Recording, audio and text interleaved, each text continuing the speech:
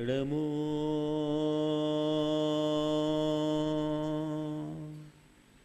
अरिहन्ताणं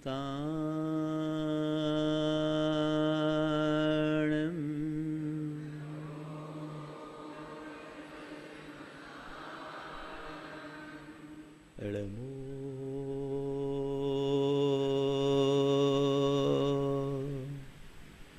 सिद्धारणं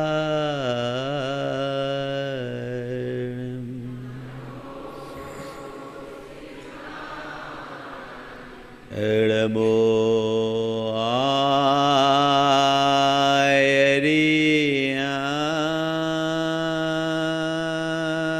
आयर्याणं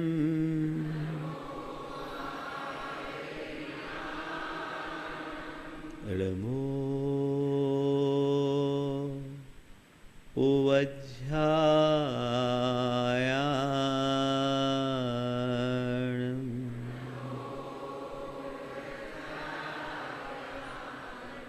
नमो लोये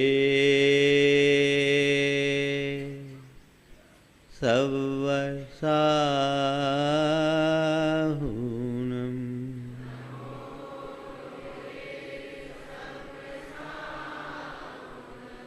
एसो पंचिनमुयारो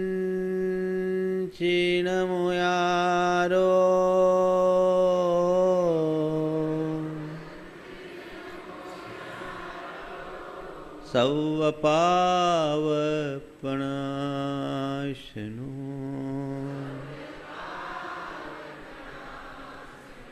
मंगलालं च सवेशिं पढ़मं होय मंगलम। जय बोलो देवादिदेव 1008 श्री भगवान महावीर स्वामी की, अहिंसा परमो धर्म की,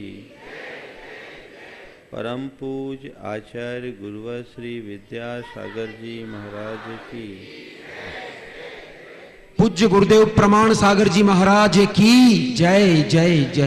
पूज्य गुरुदेव विराट सागर जी महाराज की जय जय जय। समस्त मुनि संघ की जय जय जय। एक स्थान पर एक भव्य मंदिर का निर्माण कार्य चल रहा था। सैकड़ों श्रमिक अपने काम में लगे हुए थे। संयोगता उधर से किसी संत का गुजरना हुआ और काम करते हुए एक मजदूर के पास जाकर उन्होंने पूछा, भैया क्या कर रहे हो? उस मजदूर ने बड़ी बेरुखी से संत को देखा और घूर कर कहा, दिखता नहीं? अंधे हो क्या? पत्थर तोड़ रहा हूं। संत मुस्कुराकर आगे बढ़ गए। थोड़ी दूर आगे वे किसी दूसरे मजदूर के पास खड़े हुए और उनसे पूछा, भैया क्या कर रहे हो? उसने बड़ी बेबसी से कहा, पेट पाल रहा हूं। संत आगे बढ़े तो एक तीसरा मजदूर था जो मुंह से प्रभु के गीत गुनगुनाता हुआ वही काम कर रहा था।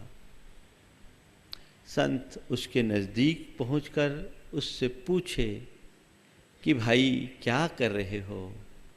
उसने अतीव प्रसन्नता के साथ कहा, मंदिर बना रहा हूं, भगवान का मंदिर बना रहा हूं। ऊपरी तौर पर देखा जाए तो तीनों आदमी काम एक ही कर रहे हैं, लेकिन एक पत्थर तोड़ रहा है, एक पेट पाल रहा है और एक मंदिर बना रहा है। सच्चाई यही है, हमारा जो जीवन है सबको एक सी संभावनाओं के साथ मिला है। जीवन सब जी रहे हैं, पर देखो तुम्हारे जीवन में बेरुखी है, बेबसी है या प्रसन्नता? तुम पत्थर तोड़ने की भांति अपने जीवन को बिता रहे हो या केवल पेट पालने में ही अपने जीवन का कृतार्थ समझ रहे हो, या इस जीवन को पाकर के कोई जीवन का मंदिर बना रहे हो? ये सब कुछ तुम्हारे अपने नजरिए पर निर्भर करता है। सब जिंदगी जीते हैं, सबके जीने का अपना एक रस होता है, लेकिन कोई रो रो के जीते हैं, कोई हंस हंस के जीते हैं। किसी के जीवन में मुर्दानगी होती है तो किसी में जिंदा दिली दिखाई पड़ती है। सवाल ये नहीं कि हमने कितना जीवन पाया, सवाल ये है कि हमने कैसा जीवन जिया। हम कैसा जीवन जीते हैं? जीवन मिला है, हम प्रभु के गीत गुनगुनाते हुए भी जी सकते हैं, तो भुन भुनाते हुए भी जी सकते हैं। कुछ लोग हैं जिनके लिए जीवन एक गीत बनता है जिसे वे अपने जीवन की अंतिम सांस तक गुनगुनाते हैं, और कुछ लोग हैं जिनके लिए जीवन एक बोझ बनता है जो ताजिंदगी भुन भुनाते हुए झेलते हैं। कैसे जी रहे हो? जीवन तुम्हारा है, जीना तुम्हें है, तय केवल ये करना है कैसे जीना है। हमारा संपूर्ण जीवन हमारे अपने एटीट्यूड से जुड़ा हुआ है। हमारा जैसा नजरिया होता है, जैसी दृष्टि होती है, वैसा चिंतन बनता है, जैसा चिंतन वैसी सोच, जैसी सोच वैसी प्रवृत्ति, और जैसी प्रवृत्ति वैसा चरित्र। सब कुछ हमारे अपने नजरिए पर निर्भर है। चित्त की भूमि में हम जैसे विचारों का बीज बोते हैं, वे ही बीज पल्लवित होकर हमारे चरित्र के रूप में फल जाते हैं। यदि हम गुलाब के बीज बोएंगे तो गुलाब खिलेगा, और कैक्टस के बीज बोएंगे तो कैक्टस उगेगा। अपने मन से पूछो कि हमारे जीने का तरीका क्या है, हमारा नजरिया कैसा है, हम किसी को किस तरीके से देखते हैं, कैसे देखते हैं। गुरु शिष्य जा रहे थे, रास्ते में एक पेड़ दिखाई पड़ा, आम का विशालकाय पेड़, और ढेर सारे आमों से लदा हुआ, उसकी शाखाएं झुकी हुई। गुरु ने पहले शिष्य से पूछा कि बताओ इस पेड़ के बारे में तुम्हारा क्या विचार। शिष्य ने कहा, गुरुदेव ये पेड़ कितना विनम्र है कि इतना फलवान होने के बाद भी झुकता है, और कितना उदार है कि पत्थर मारने वाले को भी मीठे फल देता है। ये पेड़ कितना विनम्र है जो इतना फलवान होने के बाद भी झुकता है, कितना उदार है जो पत्थर मारने वाले को भी ये फल देता है, मीठे फल देता है, खुद धूप सहकर सबको छाया देता है। इसका हृदय कितना विशाल है। गुरु ने दूसरे शिष्य से पूछा कि इस पेड़ के बारे में तुम्हारा क्या ख्याल है। उसने कहा, गुरुदेव ये पेड़ बड़ा धूर्त है, ये पेड़ बड़ा धूर्त है, पत्थर मारे बिना फल नहीं देता, इसलिए इसको मारना चाहिए। एक ही सोच, एक व्यक्ति पत्थर पड़ते मारते हुए भी ये सोच रहा है कि देखो पेड़ कितना उदार कि पत्थर मारने पर भी मीठा फल दे रहा है, तो दूसरा व्यक्ति कह रहा है ये पेड़ कितना धूर्त है कि बिना पत्थर मारे फल नहीं देता। ये क्या है? सच्चाई ये है, जिसके हृदय में उदारता होती है उसे सब उदार दिखते हैं, और जिसके मन में धूर्तता भरी होती है उसे सब धूर्त और मक्कार दिखते हैं। महाभारत का एक प्रसंग मुझे याद आ रहा है। द्रोणाचार्य कौरवों और पांडवों के साथ सरसंधान के लिए निकले। रात्रि का समय होने को था। द्रोणाचार्य ने युधिष्ठिर से कहा कि युधिष्ठिर जाकर देखो पास के गांव के लोग कैसे हैं, रात्रि विश्राम के लिए कैसा होगा। युधिष्ठिर लौट कर आए, गुरुदेव बहुत अच्छा गांव है, गांव के लोग बड़े सभ्य और सरल हैं, अतिथि सत्कार को तो ये अपना बड़ा धर्म मानते हैं, ये गांव अपने लिए बहुत अच्छा होगा। द्रोणाचार्य ने सुन लिया। थोड़ी देर बाद दुर्योधन को उसी गांव में भेजा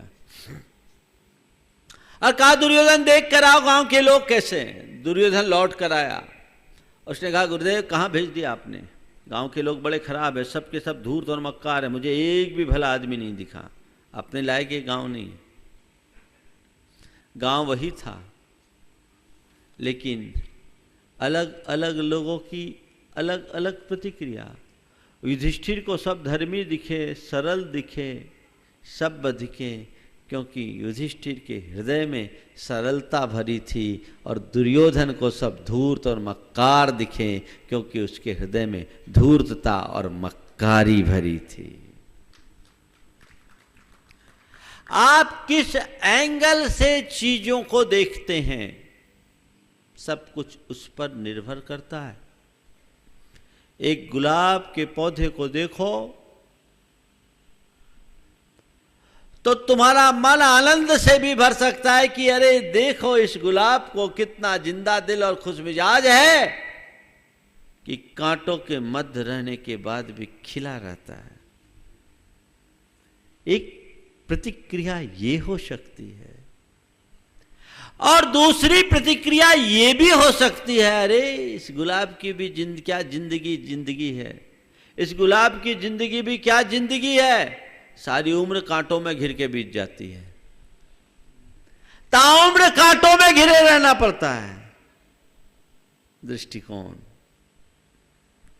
एटीट्यूड कैसे देखते।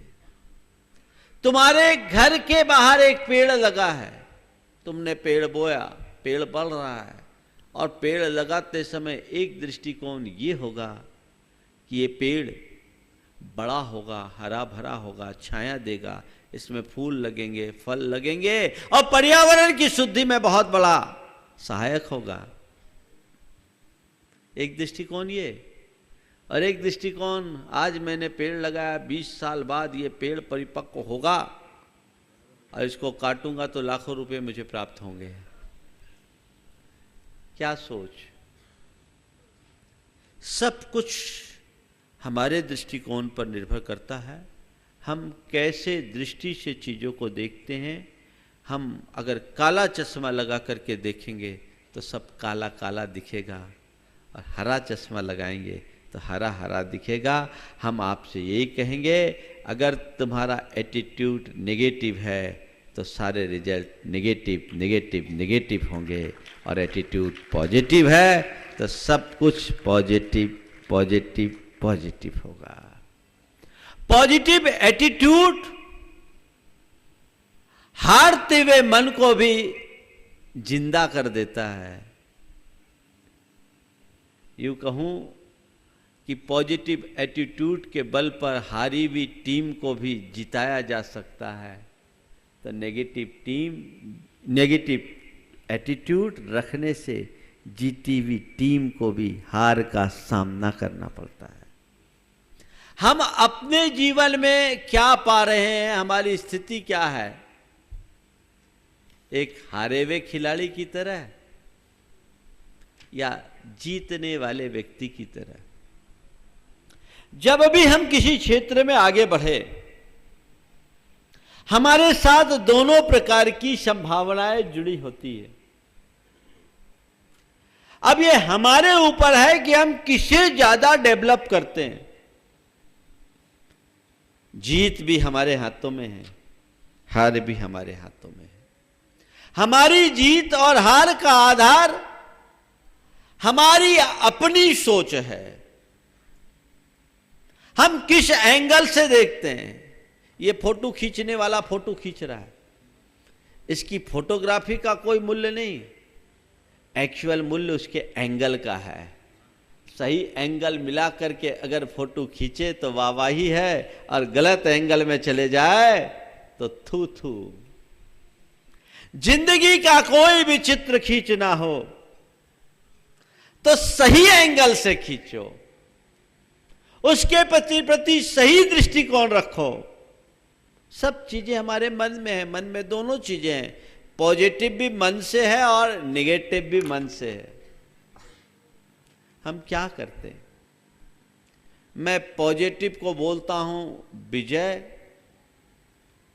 और नेगेटिव को बोलता हूं पराजय। एक में जय है, एक में पराजय। जब भी तुम कोई काम करने के लिए आगे बढ़ो तो अपने भीतर के जय को जगाओ। भारत की एक परंपरा है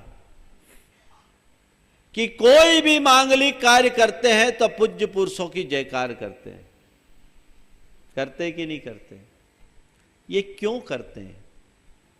इस जयकार का मूल प्रयोजन अपनी चेतना को जगाना है। जय भाव को जगाओ, मैं इसमें निश्चित सफल होऊंगा, इसमें मेरी जीत है, ये सुनिश्चित अच्छा परिणाम देगी। इससे हमारा आत्मविश्वास जागेगा, कॉन्फिडेंस बिल्टअप होगा, और ये हमारा बढ़ा हुआ आत्मविश्वास, हमारा कॉन्फिडेंस हमें हमारी सफलता को दिलाने में सहायक होगा, या यूं कहें वो हमें सफल बनाएगा। तो जय भाव को जगाओ। नहीं, कोई भी काम करने की बात आए, मैं कर सकूंगा कि नहीं कर सकूंगा, आई कैन डू। नहीं की बात दिमाग से हटाओ, ये काम होगा, ये काम मुझे करना है।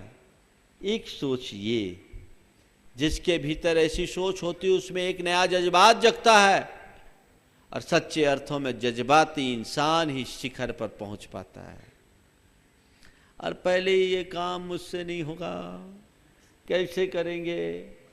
तो तुमने पराजय को बुला लिया, और जहां पराजय है वहां हार है। हार है क्या तुम्हारा दृष्टिकोण? अधिकतर लोग नेगेटिव एटीट्यूड से भरे होते हैं। कोई भी काम हो, तुम्हारी थिंकिंग नेगेटिव होती है। तुम्हारा बेटा पहली बार गाड़ी चला रहा है, उम्र कम है, तुम क्या सोचते हो? बेटा गाड़ी चला रहा है, कहीं एक्सीडेंट ना हो, यही सोचते हो कि नहीं सोचते हो? ये क्यों नहीं सोचते कि वाह मेरा बेटा कितना लायक हो गया, मैं 20 बरस में गाड़ी नहीं चला पाया, वो 15 बरस में गाड़ी चलाने लायक हो गया। हालांकि 15 वर्ष की उम्र में बच्चों को गाड़ी देना मत, क्योंकि वो गैर कानूनी है, नाबालिग को नहीं देना। उम्र होने पर दो, उसे समझ करके समझा करके दो, लेकिन यदि कोई आगे बढ़ रहा है तो उसकी प्रति शुभ भावनाएं रखो, शुभकामनाएं रखो, अपने चित्त में नकारात्मकता को हावी कतई मत होने दो। हमारे यहां एक परंपरा है मंगलाचरण की, मंगल गान की। वाय क्यों है? भारत की संस्कृति को समझिए, इसमें भारत की आत्मा दिखती है। मंगल माने कोई नेगेटिव बात ही ना हो, सब पॉजिटिव पॉजिटिव पॉजिटिव हो। मंगल कर लेने के बाद मन में रही सही शंका भी दूर हो जाती है। लेकिन आप लोग मुंह से मंगल करते हो, मन में दंगल रखते हो, इसलिए मंगल की जगह मंगल हो जाता है। मंगल करो, अपने सोच को पॉजिटिव बना करके चलने की कोशिश कीजिए, जीवन आगे बढ़ेगा। सब चीजों को उसी तरीके से देखा जा सकता है। आज के समय में मनोविज्ञान में इस दिशा में बहुत काम हुआ। Law of attraction, the power of subconscious mind जैसी किताबें और जैसे सिद्धांत पूरे विश्व में विकसित हुए। भारत की संस्कृति में इसे प्रारंभ से महत्व दिया गया। जैन साधना में से तो सर्वाधिक महत्व दिया गया और ये कहा गया कि सदैव अपनी भावनाओं को विशुद्ध बनाने की कोशिश करो। भावनाएं ही हमें भावनाशनी कहते हैं। भावनाओं से ही हमारा कल्याण होगा। अशुभ भावनाओं को अपने ऊपर हावी मत होने दो और शुभ भावनाओं को दिनों दिन पल्लवित करो। ये शुभ भावनाएं ही तुम्हें भावातीत अवस्था में पहुंचा सकेगी। ये जो लॉ ऑफ अट्रैक्शन का सिद्धांत है वो कहते हैं थॉट्स बिकम्स थिंग्स। हमारी सोच ही वस्तु में परिवर्तित हो जाती है। हम जैसा सोचते हैं, जैसा चिंतन करते हैं, उस प्रकार के संस्कार हमारे सबकॉन्शियस माइंड में फीड होते जाते हैं और जो चीजें हमारे सबकॉन्शियस माइंड में फीड होती है वही बात उभर करके हमारे व्यवहारिक जीवन में उतर जाती है। तो संत कहते हैं कि जो तुम्हें चाहिए तुम उसके बारे में सोचो, जो तुम नहीं चाहते हो उसके बारे में कभी मत सोचो। क्या चाहते आप? सफलता या विफलता, सुख या दुख, अच्छाई या बुराई? तो जो चाहते हो उसके बारे में सोचो। घर से निकल रहे हो, ट्रेन पकड़ूंगा कि नहीं, कहीं ट्रेन निकल ना जाए, ट्रेन निकल ना जाए, ट्रेन निकल ना जाए, एक सोचिए। और एक नहीं, कॉन्फिडेंट हूं जाऊंगा, ट्रेन मिलेगी, खड़ी मिलेगी, एक सोचिए। अपने मन से पूछो, तुम्हारे मन में क्या आता है? ट्रेन निकल ना जाए, निकल ना जाए, निकल ना जाए, 100% निकल जाएगी। और ट्रेन निकलेगी तो एक बार, लेकिन इतनी देर तक न पता तुम्हारे अंदर से क्या क्या निकल जाएगा। ड्राइवर को कोसोगे, लोगों को कोसोगे, न जाने कितने ज्यादा अशांत और उद्विग्न होगे। इसकी जगह इत्मीनान से कि मैं चला हूं, टाइम पर पहुंचूंगा। तो लॉ ऑफ अट्रैक्शन वाले तो कहते हैं अगर बिना डाउट के तुम चल रहे हो तो निश्चित तुम लेट भी होगे तो ट्रेन तुम्हें मिलेगी। मैं आपसे कहता हूं कदाचित ट्रेन निकल भी जाए तो भी तुम्हारी गाड़ी ट्रैक पे बनी रहेगी, तुम्हारा मन डिस्टर्ब नहीं होगा। ये तो केवल एक उदाहरण है। जीवन व्यवहार में इन बातों को हमें आत्मसात करने की जरूरत है। हम किस दृष्टिकोण से देखते हैं, किस एंगल से चीजों को देखते हैं, सब कुछ उस पर निर्भर करता है। आप किसी के घर मेहमान हो, उसने आपको दूध पिलाया और पिस्ता बादाम डला हुआ दूध हो, केसर पिस्ता बादाम, पर दूध आधा गिलास हो, क्या प्रतिक्रिया करोगे? ईमानदारी से बोलना। पिस्ता बादाम केसर मिश्रित स्वादिष्ट दूध, आधा गिलास, एक प्रतिक्रिया तुम्हारी ये होगी कि क्या बढ़िया आदमी है, दूध भी पिलाया तो सादा नहीं, पिस्ता बादाम मिश्रित दूध पिलाया, तबीयत खुश हो गई। ये भी सोच सकते हो शायद उसे हमारे डायबिटीज का ख्याल होगा इसलिए आधा गिलास दिया। और दूसरी प्रतिक्रिया ये भी हो सकती है, कैसा काइया आदमी है, दूध भी पिलाया तो आधा गिलास।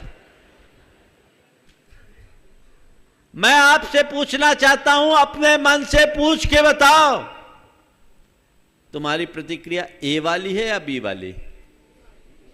हाँ, ये मान लो किशनगढ़ में तो जितने सब ए वाले हैं, बी वाले तो है ही नहीं। मान लो, क्यों? सही बोला ना मैंने?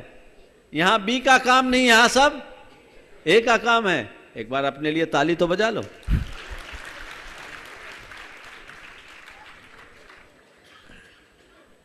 अपने मन में झांक कर देखो। संत कहते हैं कभी भी दूसरों के लिए देखो तो केवल ए देखो, बी मत देखो, और बी खोजना हो तो खुद के भीतर खोजो, किसी गैर में मत खोजो। यही तुम्हारे जीवन के प्रति सकारात्मकता है। लोग अपने लिए तो पॉजिटिव देखते हैं और दूसरों के लिए नेगेटिव देखते हैं, यही जीवन के लिए नेगेटिव हो जाता है। जीवन की किसी भी समस्या का समाधान सकारात्मकता में है। नकारात्मकता से किसी समस्या का समाधान नहीं होता, अपितु नकारात्मकता खुद में एक समस्या है।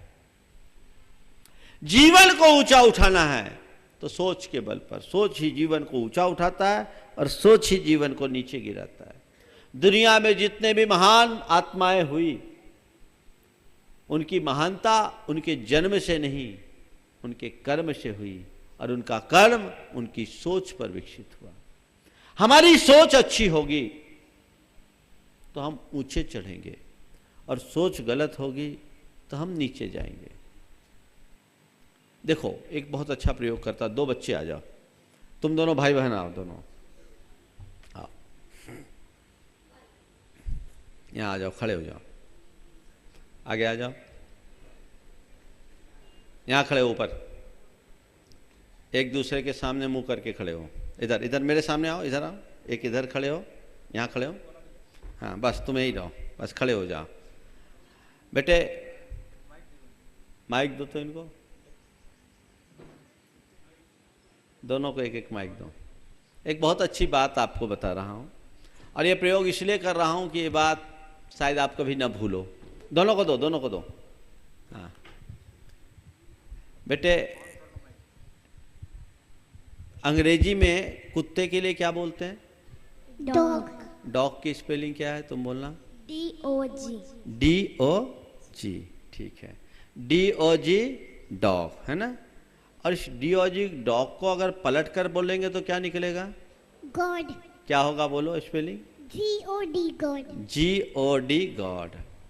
DOG डॉग और GOD गॉड। तो GOD गॉड को अगर पलट देंगे तो क्या होगा?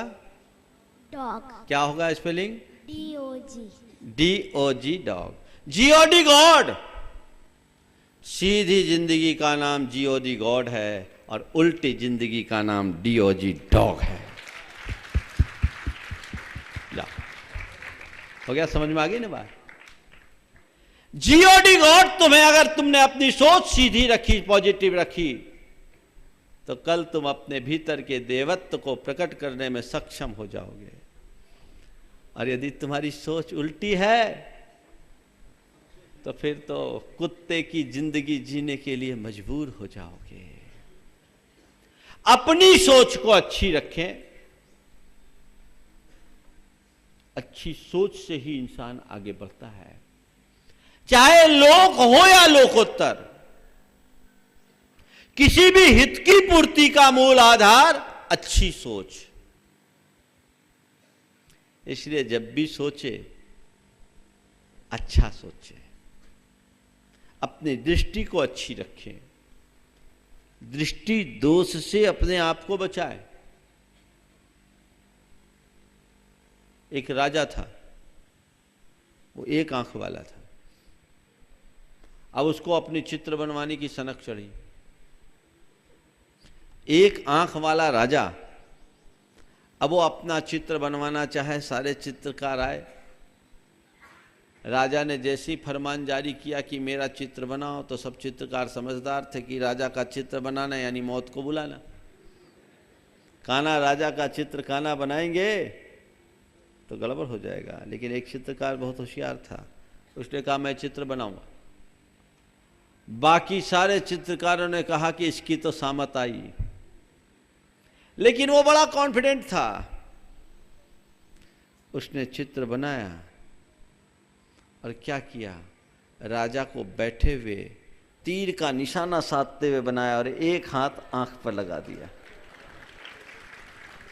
चित्र एकदम जीवंत हो उठा। राजा प्रसन्न हो गया, बोले क्या चित्र बनाया तुमने? उसे अपने गले का हार दे दिया। बस मैं आपसे यही कहता हूं, सोच को पॉजिटिव रखो और जो नेगेटिव है उसको दबा दो। जिंदगी आगे बढ़ जाएगी, फिर कुछ सोचने की जरूरत नहीं। नेगेटिव को हटा दो, पॉजिटिव को लेकर के चलोगे तो जीवन में कभी बिखराव नहीं आएगा। देखिए, इंसान की 3 प्रकार की सोच होती है। एक भौतिक सोच, दूसरी व्यवहारिक सोच और तीसरी आध्यात्मिक सोच। भौतिक सोच, जिनके लिए दृश्य जगत ही सब कुछ। भौतिक सोच मनुष्य को स्वार्थी बनाती है। वह केवल अपने हितों की बात सोचता है, औरों की बात नहीं सोचता। येन केन प्रकारेण अपना उल्लू सीधा करो और काम खत्म। खाओ पियो मौज करो। उन लोगों को और कोई मतलब नहीं। आगे बढ़े तो इनके जीवन में एक ही बात जुड़ती, मौज मजा और मस्ती। वो केवल लग्जरियस जीवन जीना चाहते हैं। बस सामने जो मिल रहा है सो देखो, ऊपर से टिप टॉप होना चाहिए, भीतर से क्या उससे कोई मतलब नहीं। लेकिन वो एक भौतिक सोच से ग्रसित व्यक्ति कभी सुखी नहीं होता। भौतिक सोच में सुख मानना, इसका मतलब केवल इतना है। मैं आपसे एक सवाल करता हूं। एक आदमी नंगे पांव चल रहा है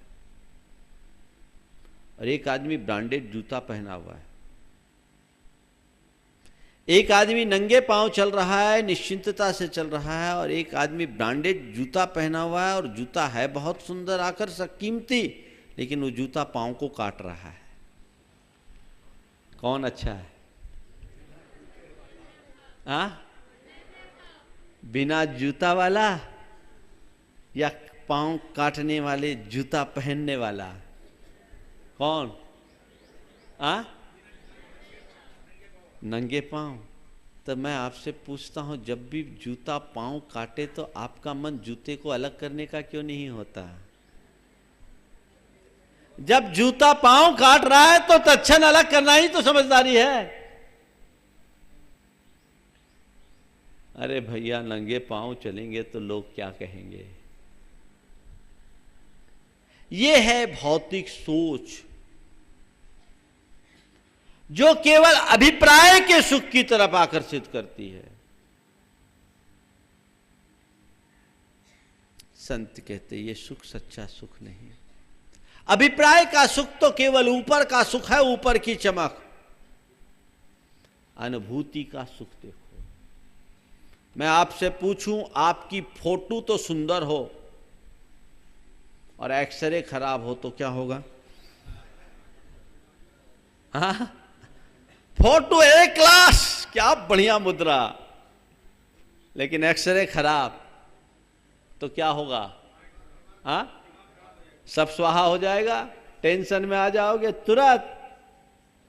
कदाचित फोटो बिगड़ भी जाए और एक्सरे अच्छे ही हो तो कोई चिंता की बात नहीं। ध्यान रखना, जो लोग केवल भौतिक सोच से ग्रसित होते हैं वे अपनी फोटो को तो संभालते हैं, पर उनका एक्सरे बिगड़ा हुआ रहता है। एक्सरे ठीक करने की कोशिश करो।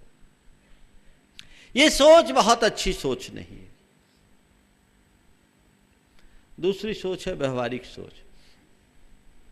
व्यवहारिक स्तर पर जो लोग सोच रखते हैं वे अपने लोक व्यवहार को बनाने के लिए चीज़ों को मेंटेन करने की बात सोचते हैं, रिश्तों को, नातों को मेंटेन करते हैं। वे व्यवहारिक स्तर पर तो ठीक रहते हैं, लेकिन जीवन के स्तर पर पिछड़ जाते हैं।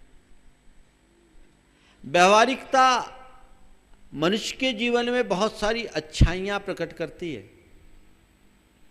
लेकिन जीवन को विशुद्ध बनाए ये कोई निश्चित नहीं है। व्यवहारिक होने के साथ साथ जब मनुष्य आध्यात्मिक होगा तो उसके जीवन में एक अलग आनंद आएगा। व्यवहारिक सोच का धनी मनुष्य, मन में कितना भी टेंशन हो, कोई मिलेगा तो स्माइल देगा। देगा कि नहीं देगा? देगा। यह व्यवहारिकता है।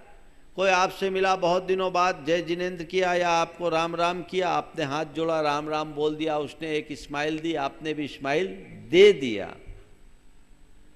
यह बात और है कि उस समय आपके दिमाग में टेंशन है, पर उस समय आप अपने टेंशन को भूल करके अपना जो रिलेशन है उसको मेंटेन कर रहे हैं। तो जो व्यवहारिक सोच रखते हैं वो अपने संबंधों को निभाने की शक्ति पाते हैं।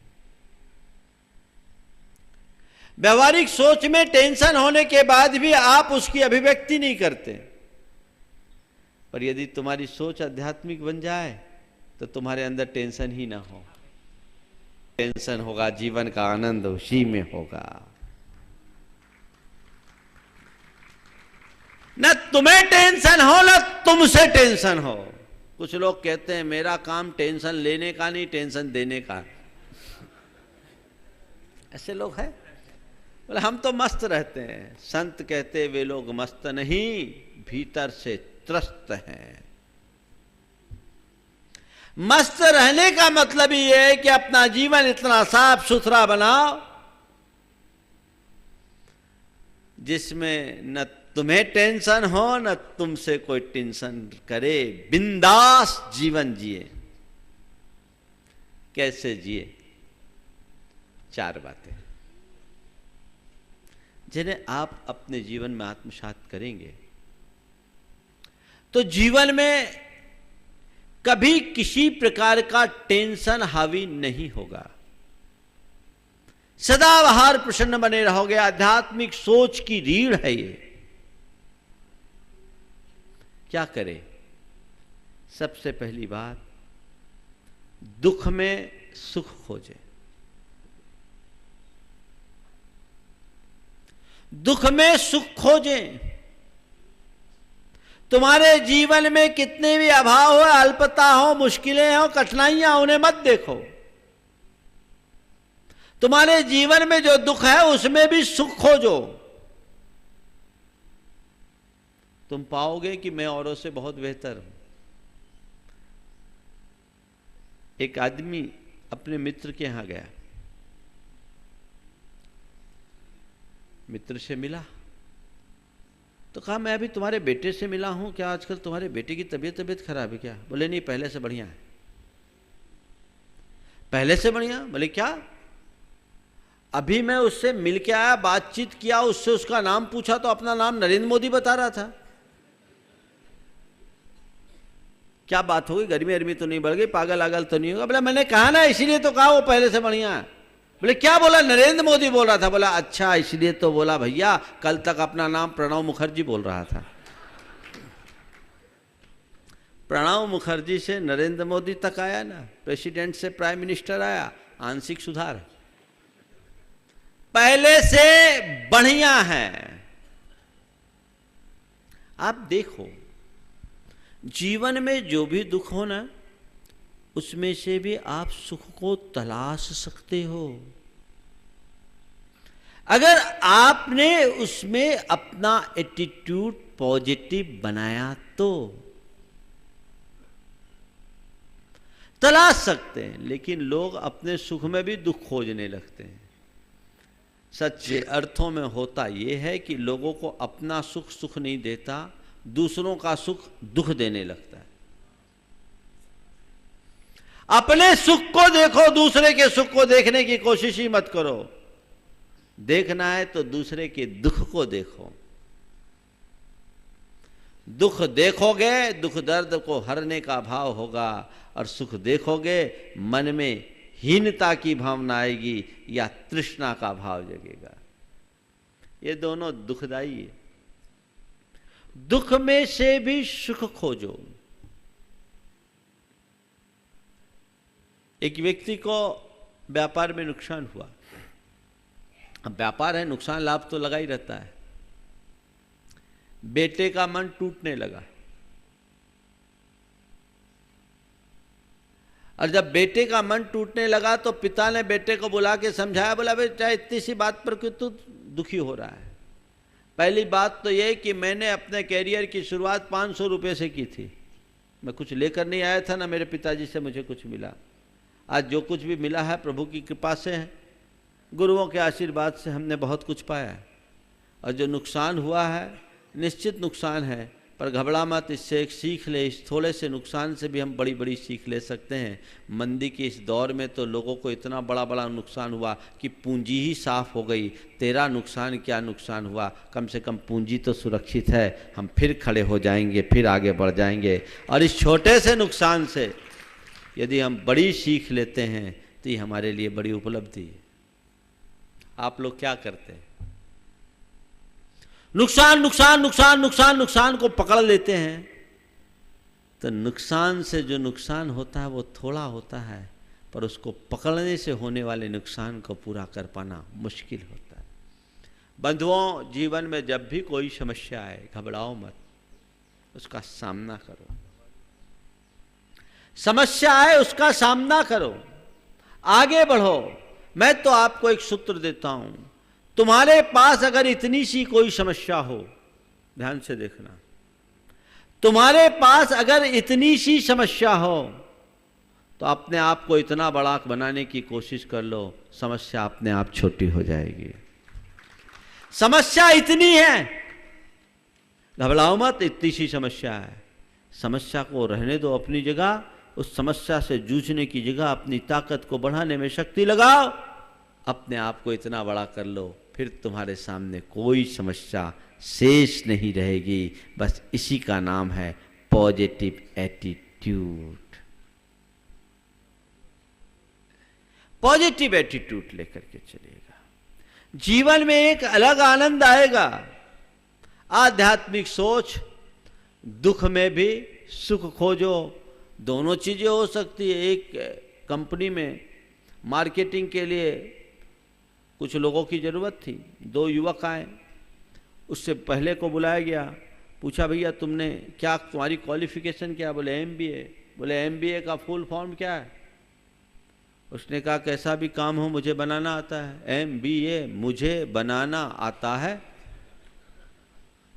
ठीक, उसको वापस किया, दूसरा आया, उससे पूछा तुम्हारी क्वालिफिकेशन? बोले MBA। बोले MBA का फुल फॉर्म क्या? बोले मुझे बिगाड़ना आता है। दोनों MBA। आजकल तो MBA का युग है, जो चाहे सब MBA है। सच में MBA है, पर भैया कौन सा MBA ये और देख लो। बनाने वाला MBA या बिगाड़ने वाला MBA?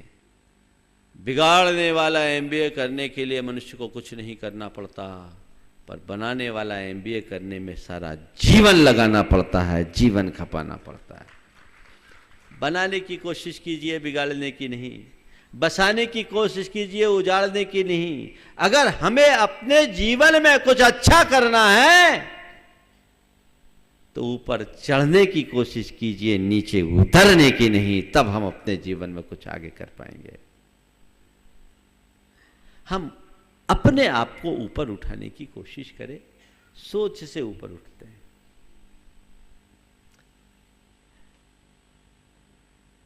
नेल्सन मंडेला जब 5 साल के थे, एक किसी मेले में गए, देखा एक आदमी अनेक रंगों के फुग्गे, हीलियम गैस भर करके बेच रहा था। सारे फुग्गे ऊपर उड़ रहे थे, नीले, पीले, लाल, सफ़ेद, काले, अनेक रंग के फुग्गे थे। उसने फुग्गे बेचने वाले से पूछा, भाई ये फुग्गे, जो भी आप फुग्गे उड़ाते हो, सब आसमान में उड़ जाते? बोले उड़ जाते। बोले काले रंग के फुग्गे भी उड़ते? बोले उड़ जाते हैं। तो काले रंग के फुग्गे भी उसी ऊंचाई तक जाते हैं जहां तक और फुग्गे? बोले चल हाँ जाते हैं। इस सवाल से फुग्गे बेचने वाले के मन में एक बात आई कि तुम क्यों पूछ रहे हो? बोले मैं यही जानना चाहता हूं काला कहां तक जाता है। उसने कहा बेटे, कोई भी फुग्गे अपने रंग के कारण नहीं उड़ते, फुग्गे जो भी उड़ते हैं उसके भीतर भरी हुई हीलियम गैस की तरंग के कारण उड़ते हैं। गैस होनी चाहिए, फुग्गे उड़ जाएंगे। तुम्हारे बाहर का टिप टॉप तुम्हारे जीवन के उत्थान का आधार नहीं है, तुम्हारी सोच तुम्हारे जीवनोत्थान का आधार है। नेल्सन मंडेला के मन में एक बात बैठी थी, मैं काला हूं, आगे बढ़ पाऊंगा कि नहीं, बढ़ पाऊंगा कि नहीं, बढ़ पाऊंगा नहीं। और वह 5 वर्ष की उम्र में उसे एक प्रेरणा मिली कि जो दक्षिण अफ्रीका का गांधी बन गया, वहाँ का राष्ट्रपति बन गया, नेल्सन मंडेला बदल गया। समझिए, पहली बात, दुख में सुख खोजिए। दूसरी बात, बुराई में अच्छाई खोजिए। बुराई को नहीं रोक सकते आप, बुरे प्रसंग को नहीं रोक सकते आप, बुरी परिस्थिति से आप नहीं बच सकते। ये तो होगा, ये निसर्ग का नियम है, कुदरत की व्यवस्था है। ये हमारे हाथ में नहीं है कि हम इनमें फेर फार कर दें, इन्हें बदल डालें, ये हमारे बस का नहीं। लेकिन हाँ, यदि हम अपनी सोच रखें तो उसमें भी अच्छाई देख सकते हैं। मेरे संपर्क में एक जज साहब है जो इन दिनों हाई कोर्ट के जज है। आज से 25 वर्ष पहले की बात मैं बोल रहा हूँ। उस समय वो डिस्ट्रिक्ट जज थे, सेशन जज थे। उनकी एक बेटी विकलांग, विकृतांग,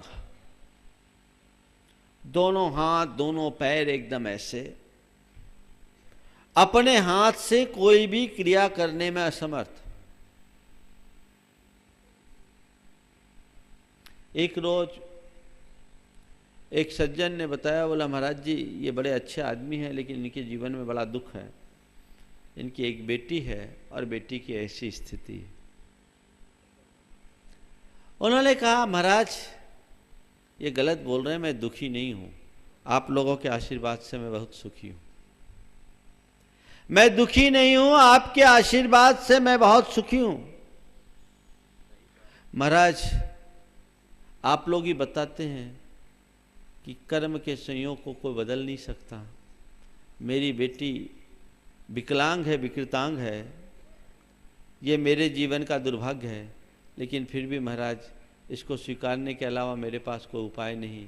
मैं इस बात को लेकर दुखी नहीं होता कि मेरी बेटी विकलांग है या विकृतांग है, बल्कि मैं इस बात को लेकर के खुश हूँ कि मेरी बेटी विकृतांग तो है पर कम से कम विक्षिप्त तो नहीं, पागल तो नहीं। उसी शहर में एक दूसरे व्यक्ति की एक बेटी थी जो ऐसी विकृतांग होने के साथ साथ चिल्लाती थी और जो आता उसको दांत से काटती थी। बोलो वैसा तो नहीं है? और महाराज अगर वैसा भी होता तो मुझे निभाना पड़ता। मैं तो इस बात के लिए खुश हूँ कि इतना सब कुछ होने के बाद भी अपनी बेटी की परवरिश करने में सक्षम हूँ। आप तो आशीर्वाद दें कि पिछले जन्म का कोई कर्ज हो, इसकी अंतिम श्वास तक मैं सेवा कर सकूं और इसे कोई कठिनाई न हो सके। मैं आपसे पूछना चाहता हूं, इस प्रकार के एटीट्यूड रखने वाले लोग जीवन में कभी दुखी हो सकेंगे? बोलिए। तो जीवन में घटित घटनाएं, जीवन में घटित प्रसंग हमें दुखी करते हैं या हमारा अपना दृष्टिकोण हमें दुखी बनाता है? हा? दृष्टिकोण। संत कहते हैं परिस्थितियां तुम्हारे हाथ में नहीं है, पर तुम्हारी उन परिस्थितियों को देखने की दृष्टि तो तुम्हारे पास है। तुम किस दृष्टि से देखते हो? देखो, जो इंसान पॉजिटिव होता है वो नेगेटिव से भी पॉजिटिव निकाल लेता है, बुराई में अच्छाई। हमारे गुरुदेव, बहुत पुरानी बात है, 1984 की, एक स्थान पर थे, उनको अंतराय आ गया। कुछ सुधी श्रावक उनसे चर्चा कर रहे थे। मैं ब्रह्मचारी था उन दिनों, मैं भी बैठा था पास में। एक संभ्रांत सा व्यक्ति आया और आते ही महाराज से पूछ लिया, महाराज Shri what is your business? आप सोच सकते हैं इतने बड़े संत से कोई व्यक्ति आकर के ये सवाल करे, महाराज Shri what is your business? इस बेतुके और अटपटे प्रश्न को सुनकर सब लोग एकदम स्तब्ध से रह गए, पर हम लोग कोई प्रतिक्रिया कर पाए उससे पहले गुरुदेव के उत्तर ने पूरा वातावरण बदल दिया। उन्होंने पूछा व्हाट इज योर बिजनेस? गुरुदेव ने कहा business is my business. Business is my business. मैं आपसे पूछता हूं, अगर तुम्हारे सामने ऐसे कोई वाकयात घट जाए तो तुम्हारी क्या प्रतिक्रिया होगी? महाभारत हो जाए। क्या स्थिति है? हमें चाहिए कि हम चीजों को देखने का नजरिया बदले। नजरें तेरी बदली तो नजारे बदल गए। नजरें तेरी बदली तो नजारे बदल गए। किश्ती ने बदला रूख तो किनारे बदल गए। सारा खेल नजरों का है। किस दृष्टिकोण से देखते हैं? अपनी दृष्टि को ठीक करना। सब दृष्टि दोष से ग्रसित है, वो ऑपरेट कराना पड़ेगा। पहली बात,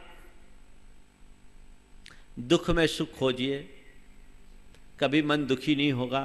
मानता हूं हर इंसान के पास दुख है, पर तुम अपने दुख में सुख खोजना चाहोगे तो पाओगे औरों से मैं बहुत बेटर हूं, बहुत बेटर हूं, कभी दिक्कत नहीं होगी।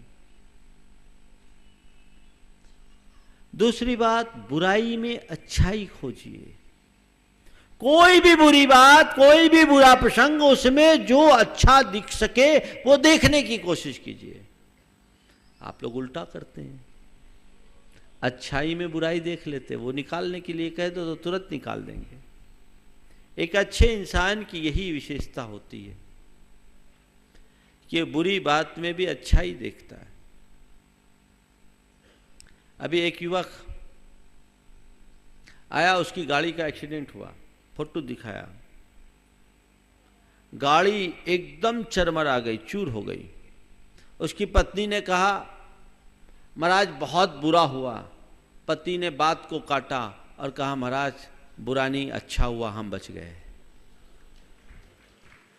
और वाकई में गाड़ी की जो हालत थी वो देख करके लगता कि कोई बच नहीं सकता। बोला महाराज हम बच गए, सीट बेल्ट बांधे हुए थे, सेफ हो गए, बैलून फूल गया, हम बच गए। ये 2 दिन पहले की घटना है। एक से पत्नी दुखी हो रहा है, पति अपने आप को संभाल रहा है। आप क्या करते हैं?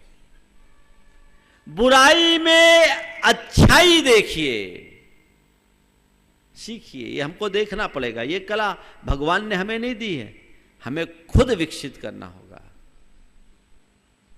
एक आदमी अपने मित्र से मिलने के लिए गया, तो मित्र से मिलने के लिए गया, एक साइकिल वाले ने धक्का मार दिया, गिर गया, घुटने छिल गए। उठा, साइकिल वाले को जैसे ही देखा उसकी पीठ थपथपाई, कहा धन्यवाद। पीठ थपथपाई, कहा धन्यवाद। सामने वाले को बड़ा आश्चर्य हुआ, बोला ये गांधीगिरी कहां से सीख गए? सामने वाले ने तुम्हें धक्का दिया, तुम गिर पड़े, तुम्हारे घुटने छिल गए, खून आ रहा है और तुम उसे धन्यवाद दे रहे हो। बोले तुम इस आदमी को नहीं पहचानते, मैं इसे अच्छी तरह से जानता हूं। तुम इस आदमी को नहीं पहचानते, मैं इसे अच्छी तरह से जानता हूं। ये आदमी प्रतिदिन ठीक इसी समय यहां से ट्रक लेकर गुजरता था। ये आदमी डेली ठीक इसी समय यहां से ट्रक लेकर गुजरता था। गनीमत था साइकिल लेकर गुजरा। यदि रोज की तरह ट्रक लेकर गुजरता और मुझे धक्का मारता तो मेरा क्या हो जाता? है ये दृष्टिकोण? आप अपने भीतर ऐसा घटित कर सकते हैं। तीसरी बात, बंधुओं, अगर तुम्हारे भीतर आध्यात्मिक दृष्टि है तो तुम्हें कोई दुखी नहीं कर सकता, और आध्यात्मिक दृष्टि के अभाव में 3 काल में सुखी नहीं बन सकते। सोच को विकसित कीजिए। तीसरी बात, अपनी स्थिति में संतुष्ट रहें। जो है, जैसा है, जितना है उतने में संतोष करो। 2 शब्दों में कहूं तो प्राप्त को पर्याप्त समझो। जो है सफिशिएंट है, कम नहीं है। और एक बात बोलूं, तुम्हारे पास जो है यदि तुम उससे सुखी नहीं तो तुम जिसे चाहते हो उसको पा करके भी सुखी नहीं होगे। सिद्धांत, तुम्हारे पास जो है यदि उससे तुम सुखी नहीं तो तुम जिसे चाहते हो उसे पा करके भी सुखी नहीं हो सकते, क्योंकि जब तक उसे पाओगे कुछ और चाहना शुरू कर दोगे। तो जो है, जैसा है, जितना है उतने का आनंद लो। सड़क पर नंगे पांव चल रहे हो और कोई जूता पहने गुजर रहा है तो उसे देख करके मन में ये मत कचोट लाओ कि मैं कैसा भागा हूं, मेरे पांव में जूते नहीं। किसी जूते वाले व्यक्ति को देखकर मन में ऐसी कसक उत्पन्न मत होने दो कि मैं कैसा अभागा हूं, मेरे पांव में जूते नहीं हों। अपितु इसकी जगह भगवान को इस बात का धन्यवाद दो कि हे प्रभु, तूने मुझ पर कितनी बड़ी कृपा की, कम से कम मुझे पांव तो दिया। दुनिया में ऐसे भी लोग हैं जिनके पास पांव भी नहीं है। तुम लोग पांव का मूल्यांकन नहीं करते, जूते के पीछे पागल होते हो। पांव का मूल्यांकन नहीं करते, जूते के पीछे पागल होते हो, इसीलिए दुखों के जूते खाते हो। मोड़ो अपनी दृष्टि को।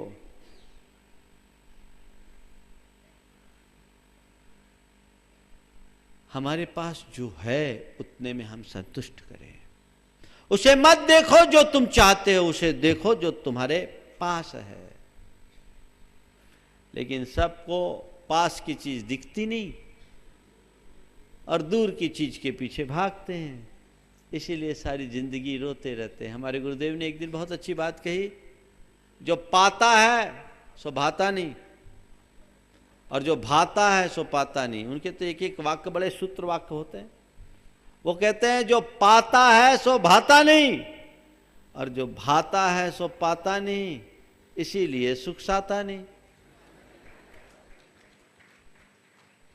जिस दिन तुमने जो पाया है वो भाने लगेगा तो तुम्हारी जीवन की कहानी ही अलग हो जाएगी। एक बड़ी पुरानी घटना आज के संदर्भ में बड़ी प्रेरक है। कोयल का बच्चा मोर को देखकर मचल उठा और उसने अपनी मां से कहा, वो कहते हैं जो पाता है सो भाता नहीं और जो भाता है सो पाता नहीं, इसीलिए सुख साता नहीं। जिस दिन तुमने जो पाया है वो भाने लगेगा तो तुम्हारी जीवन की कहानी ही अलग हो जाएगी। एक बड़ी पुरानी घटना आज के संदर्भ में बड़ी प्रेरक है। कोयल का बच्चा मोर को देखकर मचल उठा और उसने अपनी मां से कहा, मां मेरे ये काले काले पंख बड़े खराब हैं, मुझे मोर जैसे सुंदर सुंदर पंख चाहिए। कोयल ने अपने बच्चे को समझाया कि हाँ बेटे, अपने पंख हैं, सुंदर हैं, अच्छे हैं, यही अपने काम। नहीं मां, मुझे मोर जैसे पंख चाहिए। अब बच्चे हैं कि बच्चे एक बार मचलते हैं तो मचलते ही, माँ बाप की मजबूरी का उन्हें कोई एहसास नहीं होता। वो एकदम मचल उठा, हार कर कोयल मोर के पास गई और मोर से निवेदन किया कि मोर भाई, मेरे बच्चे का मुंह जी मचल रहा है, अगर तुम एक आध पंख दे दोगे तो बड़ी कृपा होगी, मेरे बच्चे का मन रह जाएगा। कोयल की प्रार्थना सुनकर मोर ने अपने पंख झड़ाए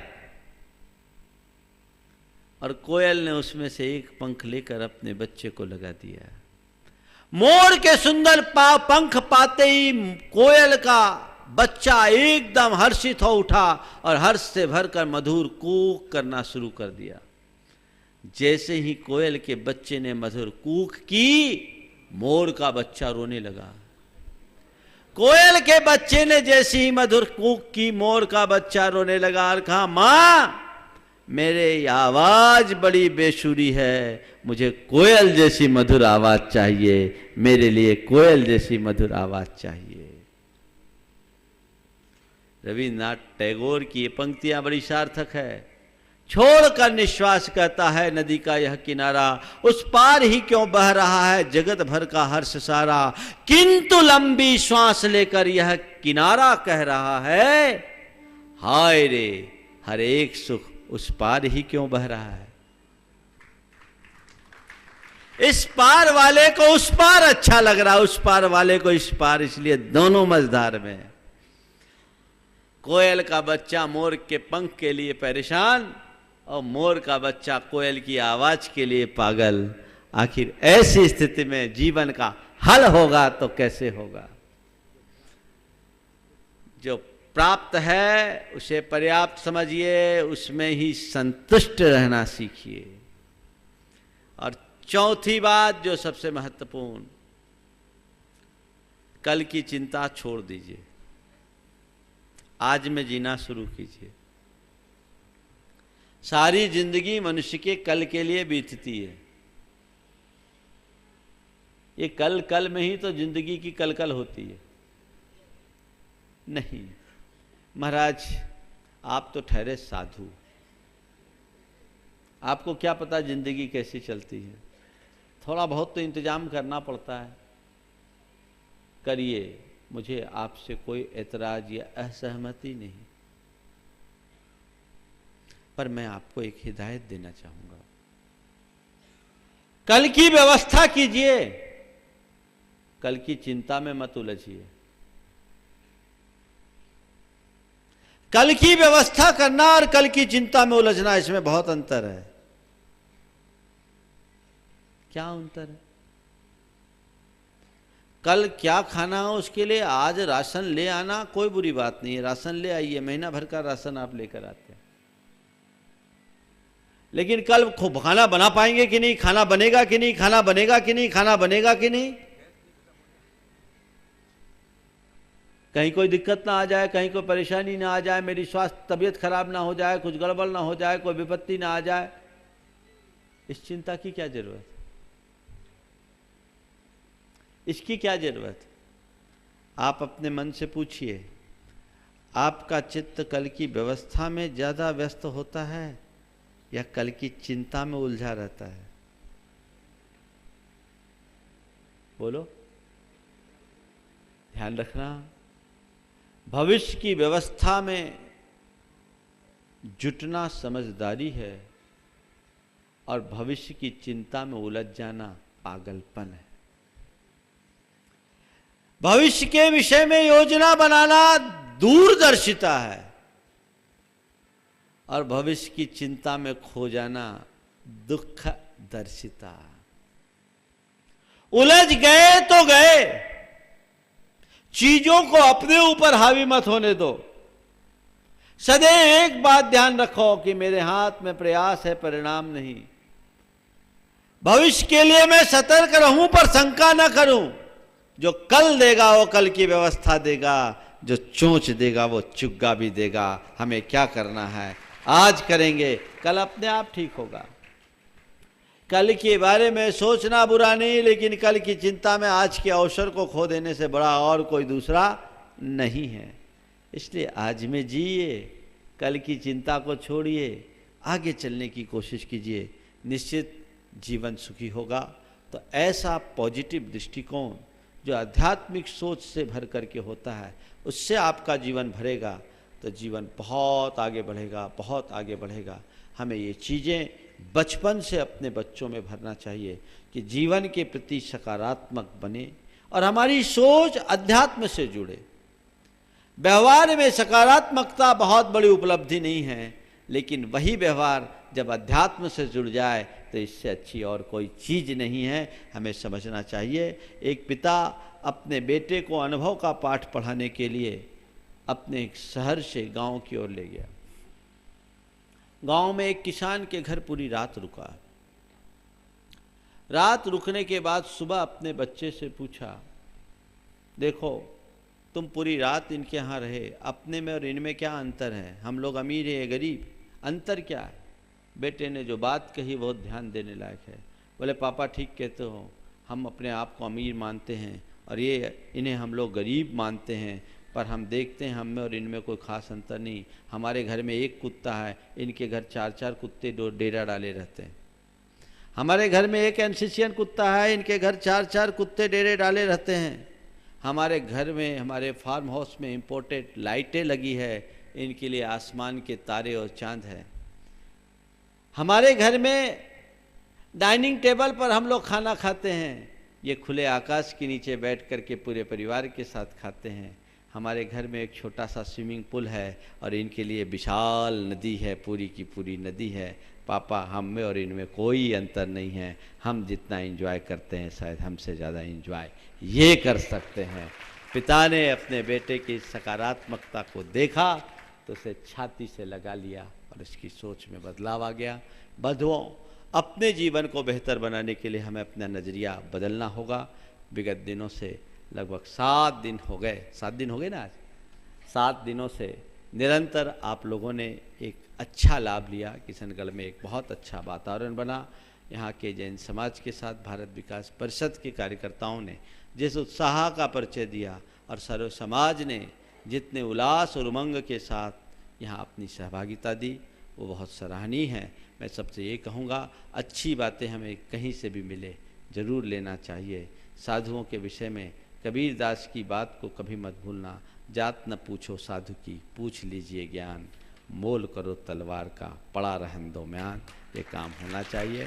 और इस पूरे के पूरे कार्यक्रम में मुख्य रूप से भूमिका अशोक जी और सुरेश जी की रही, जिनने कहा महाराज ये कार्यक्रम कराना ही है। मैं तो टाल रहा था, अशोक जी तो कहे नहीं महाराज कराना ही है, होगा ही। और ये एक बहुत बड़ी उपलब्धि है। मैं प्रवचन तो सार्वजनिक अक्सर करता था, लेकिन 2010 के बाद 7 साल के अंतराल से आपके किशनगढ़ में सार्वजनिक प्रवचन की शुरुआत हुई। 2010 में आखिरी सार्वजनिक प्रवचन रांची में हुआ था और रांची के बाद ये योग आज बना। निश्चित ये कार्यक्रम बहुत सफल हुआ। मुझे नहीं मालूम आपको ये प्रवचन कितने अच्छे लगे, पर मुझे तब अच्छा लगेगा, यह प्रवचन आपको कितने अच्छे लगे मुझे नहीं मालूम, पर मुझे तब अच्छा लगेगा जब आपसे मिलने वाला कोई व्यक्ति मेरे पास आएगा और कहेगा महाराज मैं अमुक से किशनगढ़ में मिला था, उसको देख करके तो मैं हैरत में रह गया, उसने कहा महाराज को सुना और हमारा जीवन बदल गया। उस क्षण हमारे मन में अपार खुशी होगी। प्रवचन सुनना और सुनकर निकालने में कोई मज़ा नहीं है, मज़ा तब है जब वो हमारे जीवन में बदलाव लाए, हम अपने जीवन में एक परिवर्तन की बयार बहाएं, ऐसा प्रयास होना चाहिए। विगत दिनों हमने समाज में व्याप्त कुरीतियों के उन्मूलन के लिए एक आह्वान किया था। एक बैठक हमारी हुई थी यहीं कम्युनिटी सेंटर में ही, और उसमें समाज के बहुसंख्यक लोग आए थे। पर मैंने कहा तक कोई भी बात थोपनी नहीं चाहिए, समाज की पंचायतें बैठ कर के निर्णय ले। तो पंचायत ने निर्णय लिया था। एक पंचायत थोड़े लेट निर्णय ली, शायद वो पक्का करके निर्णय ले रही होगी कि सब ठोक बजा करके ले। लेट भी गलत नहीं है, देर आए दुरुस्त आए। क्यों भाई, ठोक बजा कर लिया है कि महाराज को खुश करने के लिए कहा? पक्का है ना। पर भाई मैं ये कहना चाहता हूँ, ऐसे श्रीफल तो आप वर्धमान सागर जी महाराज के पास भी चढ़ा दिए, पहले मुनिवर सुधा सागर जी के चरणों में भी चढ़ा दिया, आरिका शादवादमती जी के चरणों में भी चढ़ा दिया, और भी कोई के लिए चढ़ाया? 3 हो गए। अब भाई प्रमाण सागर के सामने चढ़ाया है। मैं समझता हूँ ये जो चढ़ाया है इसकी प्रामाणिकता कायम रहनी चाहिए, इसमें कोई कसर नहीं रहनी चाहिए। पर ये ताली बजाने से नहीं होगा, और तुम्हारी तालियों से मैं खुश होने वाला भी नहीं हूँ। इसके लिए ताल ठोक कर मैदान में आना होगा। अगर आप समाज के सुंदर भविष्य को देखना चाहते हैं, यदि आप अपने समाज की भावी पीढ़ी की संस्कारों को सुरक्षित रखना चाहते हैं, यदि आप अपनी सांस्कृतिक परंपराओं का अक्षुण्ण बनाए रखना चाहते हैं, तो इस तरह के कदम उठाना बहुत जरूरी है।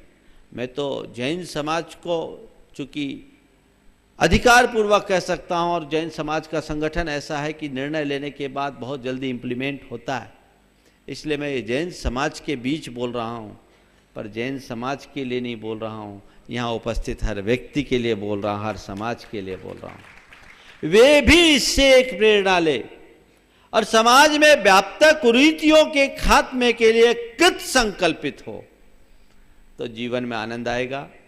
ये संकल्प मुनि सुब्रतनाथ पंचायत और आदिनाथ पंचायत के सदस्यों ने यहाँ लिया, चढ़ाया, लेकिन पंचायत ले लेंगे तो आप लोग कहेंगे पंचायत के लोगों ने श्रीफल चढ़ाया, मैं थोड़ी चढ़ाया, अब बकरा जो करना है, ऐसा तो नहीं है। अगर आप समाज के हित से जुड़ना चाहते हैं तो इसके लिए सब संकल्पित होना होगा। सबसे पहले युवा वर्ग को आगे आना होगा। हमें कोई भी बुराई को खत्म करना है तो उसमें सबसे बड़ी भूमिका युवाओं की होती है। युवा आगे आए ताकि हम अपनी नई पीढ़ी के भटकाव को रोक सकें, उन्हें सही दिशा दे सकें। तो युवा वर्ग आगे आए और इस पूरे के पूरे कार्यक्रम को सफल बनाने के लिए पहले चरण में युवा वर्ग आए, महिला मंडल आगे आए और कुछ कार्य करे। सारे मंदिरों में ये सूचनाएं लिखवा दी जाए। हमारे यहाँ इस तरह का निर्णय लिया गया और ये कार्यक्रम हमारे यहाँ वर्जित है।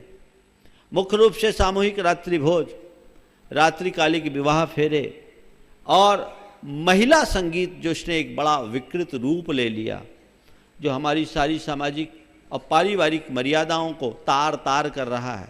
इसके बने भयानक दुष्परिणाम आ रहे हैं। उसका स्वरूप परिवर्तित करो। महिला संगीत पहले भी होता था जिसमें महिलाएं शरीक होती थी, गीत गाती थी और बड़ा आनंद लेती थी। अब तो ये जब से महिला गीत ने महिला संगीत का रूप ले लिया, तुम्हारी परंपरागत लोक गीत भी खत्म हो गए। वो बना बनी के गीत तो अब खत्म ही हो गए। शादी ब्याह में मनोरंजन होना चाहिए, नोक झोंक भी होनी चाहिए, ये पहली पुरानी परंपराएं हैं और इससे एक दूसरे की नज़दीकियाँ बढ़ती है। पर उसका स्थान तो फॉर्मेलिटी ने ले लिया। हमें लोगों ने बताया और सुन के बड़ा आश्चर्य हुआ कि जब महिला संगीत के कार्यक्रम में भाई और बहन भी इस तरह के फिल्मी गीतों में झूमते हैं संयुक्त रूप से, जो पति और पत्नी के साथ होना चाहिए, तो भाई बहन जब इस तरह के कृत्य करेंगे तो हमारी सामाजिक मर्यादाएं कहाँ जाएगी, हमारे रिश्तों की पवित्रता कहाँ रहेगी। इसलिए इसके स्वरूप में परिवर्तन, कोरियोग्राफर आदि को बुला करके इस तरह का कार्यक्रम गलत है। मैं तो ये कहता हूँ महिला संगीत में जितना नाचना गाना है सब करो, पर पुरुषों के प्रवेश पर प्रतिबंध कर दो। पुरुषों का क्या काम महिला संगीत में? काम खत्म। दिन में करो, रात में करो नहीं, और रात में भी करो तो पुरुषों पर बैन कर दो। और खाना पीना मत करो, कोई दिक्कत नहीं।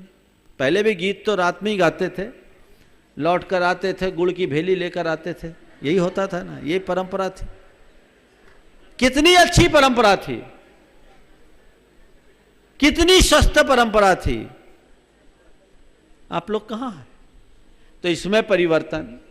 अब कैटरिंग में भी वेटर्स में महिला वेटर्स, हमें समझ में नहीं आता, सब जगह महिला के बिना तुम लोग काम नहीं चलता क्या? ये क्या है? सामाजिक स्तर पर इसका प्रतिबंध होना चाहिए। आतिशबाजी आदि का इस्तेमाल मांगलिक कार्यक्रमों में कभी नहीं होना चाहिए, क्योंकि इसके कारण अनेक प्रकार की दुर्घटनाएं भी घट जाती है और ये हिंसा है। हम अहिंसा धर्म के अनुपालक हैं। इन नियमों का दृढ़ता से पालन कीजिए, मंदिरों में लगा दीजिए। और आज इस सभा में जितने लोग बैठे हैं, मेरी बात से आप लोग सहमत हैं कि नहीं? पहले तो ये बताइए, सहमत हैं? हाथ उठाइए पुरुष वर्ग में। हाँ, सहमत है तो मैं आपसे एक कहता हूं, परिवर्तन करने के लिए केवल सहमति प्रदर्शित करने से काम नहीं होगा। काम तब होगा जब आप संकल्पित होंगे। आप एक संकल्प लीजिए कि किशनगढ़ की जैन समाज में हम कभी ऐसा काम नहीं करेंगे और कोई हमारा साधर्मी ऐसा काम करेगा तो हम उसके कार्यक्रम में सम्मिलित नहीं होंगे। आप कर सकते हैं ऐसा? बोलो, अब हाथ उठाओ देखें।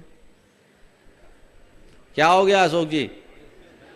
हाँ, आपका तो सबसे पहले हम देख रहे थे, वो देख रहे हैं। अच्छे से उठाओ हाथ, पूरे देश में संदेश जा रहा है, पूरे हाथ उठना चाहिए। बहुत सुंदर।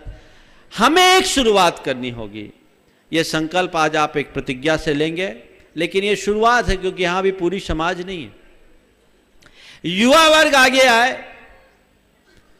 और सुरेश जी, अपने गाइडलाइन में आपके जिम्मे दे रहा हूं, ये सुनो तो पूरी बात।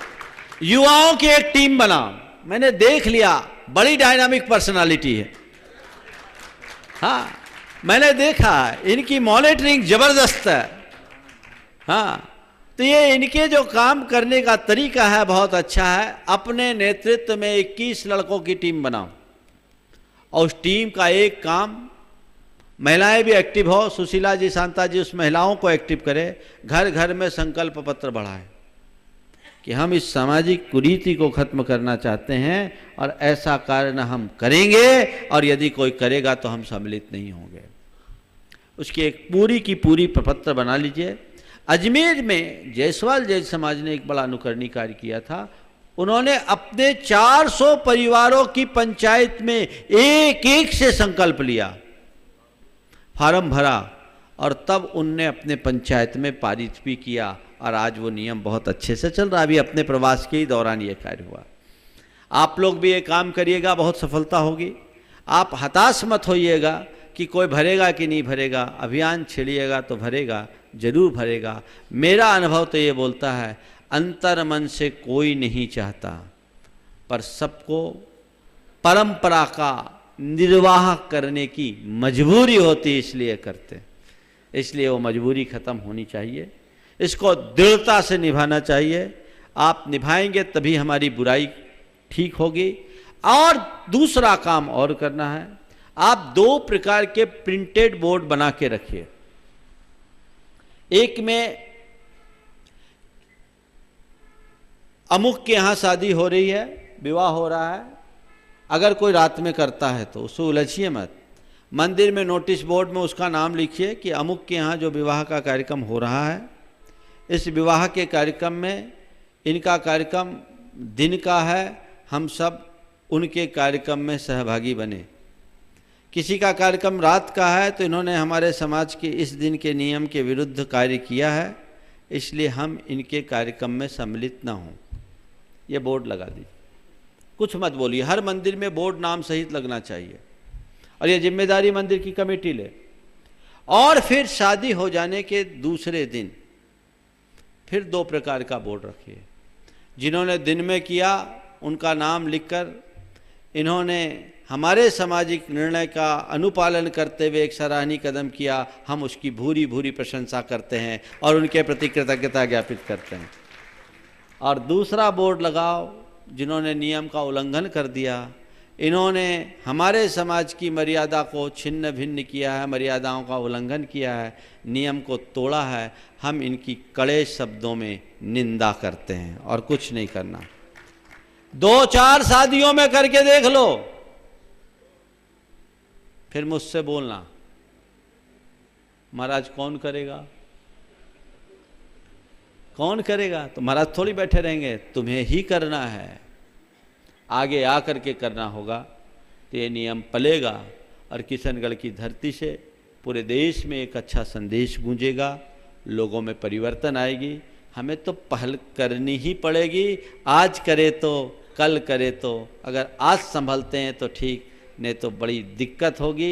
ये कुरीतियाँ हैं, एक बार पनपती है तो इसे हटा पाना बहुत मुश्किल होता है, लेकिन नहीं, असंभव नहीं है। हमें संकल्प लेना होगा, इन पर कुठाराघात करना होगा, तभी परिवर्तन होगा। तो ये संकल्प लेने का मनोभाव आप लोगों ने जगाया है कि नहीं?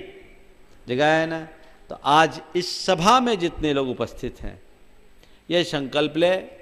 संकल्प आपका सीधा सीधा है कि किशनगढ़ के दिगंबर जैन समाज के किसी सदस्य के द्वारा यदि रात्रि में सामूहिक भोज दिया जाएगा, व्यक्तिगत के लिए मैं नहीं बोल रहा हूँ, और रात्रि में विवाह का कार्यक्रम होगा, हम उसमें सम्मिलित नहीं होंगे। महिला संगीत का जो अभी प्रचलित रूप है यदि कहीं होगा तो उसमें हम सम्मिलित नहीं होंगे। कोरियोग्राफर आदि को बुला करके महिला संगीत होगा, हम नहीं करेंगे। आप लोग महिला संगीत के स्वरूप को सुनिश्चित कर ले कि ये फॉर्मेट में महिला संगीत होगा तो हम सम्मिलित होंगे, नहीं तो उसमें नहीं होंगे। महिला बेटर्स वगैरह अगर आते हैं तो वो हम सम्मिलित नहीं होंगे। आपके यहाँ तो व्यंजनों की बहुत अच्छी सी संख्या निर्धारित कर दी गई और बहुत सालों से चल रहा है, ये बहुत सराहनीय का पहल है। पर उसमें आजकल कुछ जो बेकरी उत्पाद वगैरह दिए जाने लगे हैं उसको छोड़िए। भारत की जो परंपरागत चीज़ें हैं, जो भक्ष्य चीज़ें हैं, हम उनका ही अनुपालन करेंगे। ये संकल्प आप सबको लेना है। मूल रूप से पूरे के पूरे संकल्प में यही बात है। इसमें एक शिथिलता मैं दूंगा, वो ये किसी लड़की की शादी हो और वो लड़की की शादी किशनगढ़ से बाहर जाकर हो तो आप उसमें जा सकते हैं, क्योंकि लड़का वाला ना माने तो लड़की वाले मजबूर होते हैं। हालांकि पंच कहेंगे तो लड़की वाले बात लड़के वाले भी मानते हैं और ये प्रयास करना चाहिए। फिर भी लड़की की शादी में यदि बाहर जाना पड़े, किशनगढ़ में हो तो नहीं, यहाँ से बारात जाए या यहाँ बारात आए तो आपको नियम का पालन करना है। एक्सेप्शन है केवल लड़की के लिए, अगर आप बाहर लेकर के जाते हैं तो वहाँ आप करें, पर कब, जब मजबूरी हो तब। आजकल डिस्टेंस मैरिज की परंपरा चल पड़ी है, किसी रिसोर्ट में जाकर के, तो यहाँ तो ना करे वहाँ जाके कर ले, ये गलत। और लड़के की शादी में तो होना ही नहीं चाहिए। ये अगर आप नियम निभाते हैं तो बहुत अच्छा होगा। RK कम्युनिटी सेंटर इतना भव्य परिसर जहाँ सारी सुविधाएं हैं, इन लोगों ने जब से इस पर प्रतिबंध किया, ये कहते हैं कैंपस ही खाली रहने लगा, दूसरे लोगों की चांदी हो गई। लेकिन ये बनाया है समाज के लिए, सामाजिकता को सुरक्षित रखने के लिए बनाया है, तो आप लोगों का भी सहयोग होना चाहिए। और जैसे पहले उत्साह था वैसे ही उत्साह यहाँ दिखना चाहिए, ताकि यहाँ कभी खाली न रहे और आप लोगों की फिजूल खर्ची बचे। अभी महावीर जयंती के अवसर पर जोधपुर या उदयपुर, कहाँ की बात बताई थी कल मुझे, पाली के लोगों ने कितना आदर्श उदाहरण प्रस्तुत किया। 1,51,000 रुपया में सारी शादी का पैकेज दे दिया और शादियां हो रही जोधपुर में। और पूरी शादी वेन्यू समेत, बैंड बाजा घोड़ी समेत 200 लोगों के खाना के साथ, और 15 प्रकार के व्यंजन, मिठाइयाँ, हाटी वगैरह सब। कल नीरज बता रहा था 2,44,000 रुपये में इसी कम्युनिटी सेंटर में 500 आदमियों का 6 टाइम के खाने पीने के साथ सारा शादी का संबंध उसने संपन्न कराया। थोड़ा आगे आओ भाई, आगे तो आ, डर नहीं, ये कराया 2,45,000 रुपया में। आगे आओ, सामने आओ। एक बहुत अनुकरणीय काम किया इसी कम्युनिटी सेंटर में, जहां वेन्यू का कोई चार्ज नहीं लगा। वेन्यू का चार्ज छोड़ दीजिए, वो अशोक जी ने उसको माफ कर दिया था। इसके अलावा और फर्स्ट क्लास कितने आइटम बनाए थे, 18 आइटम, जो समाज के नियम है। तो ये फिजूल खर्ची से तो समाज को बचाइए। कितना अपव्यय है, मैं समझता हूं 2,45,000 में इसने बनाया। अगर आप लोग जिस तरह से करते हो वैसे करते तो इतने ही आइटम में मेरे ख्याल से 4 टाइम पैसा तो लग ही जाता। लगता कि नहीं लगता? 4-5 गुना पैसा तो लग ही जाता। ये बर्बादी है। इस बर्बादी से समाज को बचाने का प्रयास सबको करना चाहिए, और ऐसा प्रयास चलेगा निश्चित सबको सफलता मिलेगी। आप लोगों ने हम लोगों की बातों को सुना। एक और उपलब्धि हुई, महाराज जो प्राय बोलते नहीं थे, यहाँ जी भर करके बोला है और आप लोगों को बहुत लाभ मिला। ऐसे ही लाभ मिलता रहे, जब भी कभी मौका आया आप लाभ लें। सभी को हम लोगों का यही आशीर्वाद। हमारे गुरुदेव ने हम लोगों को एक ही बात कहा है कि हम धर्म और संस्कृति के प्रचार में कभी पीछे ना हटे, लोगों को ज्ञान देते रहें। अभी जाना नहीं है, 1-2 मिनट की बात और अपने जीवन को आगे बढ़ाएं। इसी तरह से प्रयास करेंगे, सफलता मिलेगी। आज तक तो कार्यक्रम हुआ, अब आगे का कुछ पता नहीं क्या होता है, लेकिन जो भी बातें आप लोगों ने सुनी हैं सहेज के रखिए, जीवन भर आपके काम में आए, ऐसा बना करके रखिए, ताकि वो जीवन की एक सार्थक उपलब्धि हो। इससे पहले कि हम इस कार्यक्रम को संपन्न करें, एक बार वे सभी लोग, किशनगढ़ के जैन समाज के लोग खड़े हो जाएं अपने स्थान पर।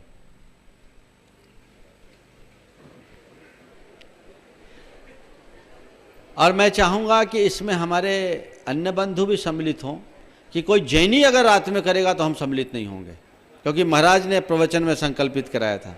क्यों विधायक जी, ठीक है ना? किशनगढ़ का जैनी अगर रात में करेगा तो हम सम्मिलित नहीं होंगे। आप सब लोग इसमें संकल्पित होंगे तो बहुत अच्छा होगा। और कोशिश करें कि आपके यहाँ रात का अगर चलन है तो मैं उसके लिए मना नहीं करता। हालांकि दिन में करने से बहुत सारी फिजूल खर्ची बंद होती है। अपनी अपनी समाजों के बीच भी एक पहल करें तो एक परिवर्तन हो सकता है। सभी लोग हाथ जोड़े, और जो संकल्प मैं आपको दिला रहा हूँ वो संकल्प आपको दोहराना है और संकल्प लेना है। हाथ जोड़िए, मैं अपना नाम बोलिए। मैं देव शास्त्र गुरु की साक्षी पूर्वक यह संकल्प लेता हूँ, यह संकल्प लेती हूँ आवाज नहीं आ रही है, इतने लोग बोले, थोड़ा बोलो। मैं देव शास्त्र गुरु की साक्षी पूर्वक यह संकल्प लेता हूं, यह संकल्प लेती हूं कि महाराज श्री की प्रेरणा से दोनों पंचायतों के द्वारा लिए गए निर्णयों का अक्षरशः पालन करूंगा, पालन करूंगी और इन नियमों का कभी उल्लंघन नहीं करूंगी, नहीं करूंगा। 9 बार नमोकार मंत्र पढ़िए।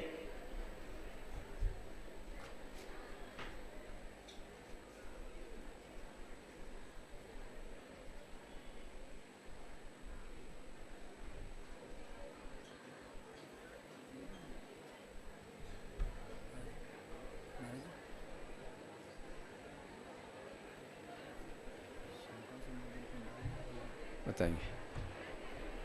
और आज के इस निर्णय से हमें बहुत प्रसन्नता है और मैं समझता हूं सबसे ज़्यादा प्रसन्नता तो कंवरी लाल जी को हो रही होगी। उनकी हार्दिक इच्छा थी, कल भी वो आए, महाराज थाना करार जानो है। अब करार हो गया है, अब बेटों को टाइट रखना ताकि मामला ठीक बना रहे।